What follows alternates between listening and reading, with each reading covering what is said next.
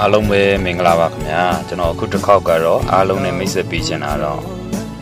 ကျွန်တော်တို့ကလောမျိုးရဲ့ view point တစ်ခုဖြစ်တဲ့တောင်မင်းကြီးခုံပြာနဲ့မိတ်ဆက်ပေးချင်ပါတယ်ဒီတောင်မင်းကြီးခုံပြာကတော့ကျွန်တော်တို့သူ့မောင်ထမင်းဆိုင်ညီမထမင်းဆိုင်ရဲ့ဒီလမ်းဘေးဆောင်ဥစားပေါ့လေမိုးပေါက်ရှိတဲ့အဲ့ရနေတက်ရမှာဖြစ်ပါတယ်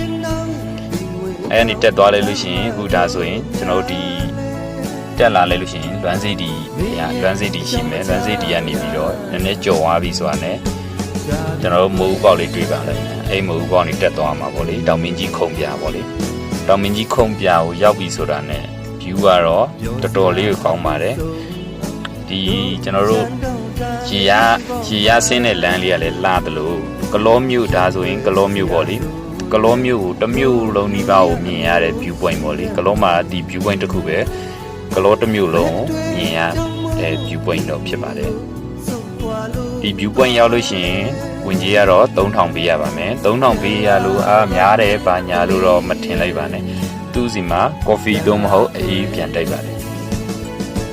ဒီဝင်ကြီး3000ပေးတဲ့အတွက်ပြန်တိုက်တာဖြစ်ပါတယ်